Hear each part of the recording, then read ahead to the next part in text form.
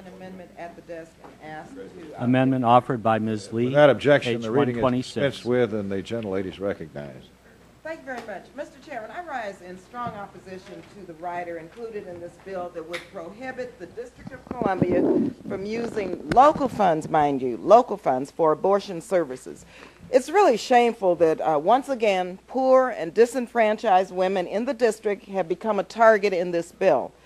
This harmful policy endangers the health and lives of low-income women and disproportionately affects communities of color. It also marginalizes the city and its residents. My amendment is simple.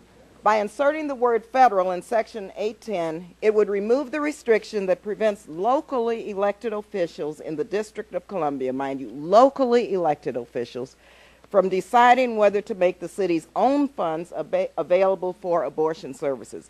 To clarify, removal of the D.C. abortion ban would not alter the current prohibition against federal funding of abortion services. The Hyde Amendment currently forbids federal funding for low-income women on Medicaid. That provision would remain in force and unchanged, despite my personal view that it should be overturned.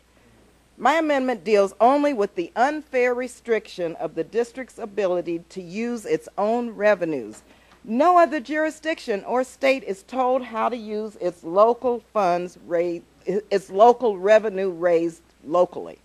Only the district's elected officials are accountable to D.C. residents, not me, not you, nor any member of Congress. In 2009, under President Obama's leadership, we lifted the ban on the district's use of locally raised funds. Then, during negotiations over the 2011 budget, anti-choice forces prevailed in reimposing the ban. Now, at that time, the women, all 14 of us, the women in the Congressional Black Caucus, sent a letter to our Democratic women colleagues in the Senate to praise them for preserving funding for Planned Parenthood.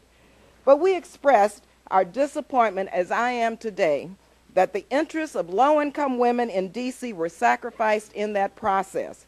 As Justice Thurgood Marshall said, policies that deny poor women access to abortion are a form of discrimination repugnant to the equal protection of the laws guaranteed by the Constitution and represents a cruel blow to the most powerless in our society. Today, low-income women in the District of Columbia suffer as a result of Congress playing politics with D.C.'s locally raised tax revenue. But let me just say about the Home Rule Act, this abortion ban, which is the most important part of this, bans the spirit of the Home Rule Act, and this intrudes upon the district's autonomy to govern. The residents of the District of Columbia have no vote in Congress. The Home Rule Act was passed to afford some semblance, mind you, some semblance of democracy to American citizens who reside here, when Congress should not have to dictate how these local revenues are spent. These are local revenues, not federal. Local revenues should be spent and decided by local individuals and local officials. So we further diminish this democratic right under the Constitution and under the Home Rule Act of United States citizens by this ban. Again, the District of Columbia residents don't have a vote here, even though they have a brilliant and tireless representative, Congresswoman Eleanor Holmes Norton, who continues to fight on their behalf each and every day. But this ban, once again, continues to erode the democratic rights of the people of the District of Columbia, and we should not impose it on these residents here. So let me just say, once again, I don't want, and Mr. Chairman, I don't think you want any of your colleagues telling you how to spend local funds in your own district. I don't want any of my colleagues telling me how to spend local funds in my district. And so Americans nationwide believe that local government should decide what is best on local issues. The district should be able to enact local laws and spend local tax dollars just like every other jurisdiction in America. The federal government should respect the rights of D.C. residents to determine how their local tax dollars are spent. The District of Columbia, mind you, it is not a colony.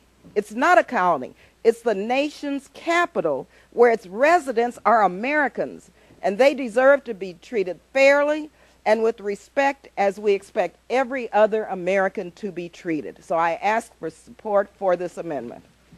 Gentlelady from Wyoming is recognized.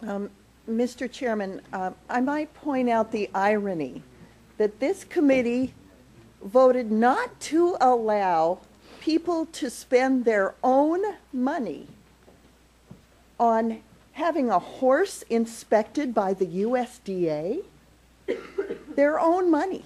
And now these same people are standing up and saying, oh, but allow the government to use its own money, the government of D.C. to use its own money to abort babies. Mr. Chairman, the irony is incredible. I oppose the amendment. Is there further discussion? Hearing none. May I close, Mr. Chairman? The gentlelady's Mr. recognized. Chairman, these are not horses. These are primarily women and women of color. Okay? That's who we're talking about. We're talking about women. We're not talking about horses. Secondly, let me just say, D.C. residents pay their taxes. They fight on behalf of this country. They're outstanding American citizens.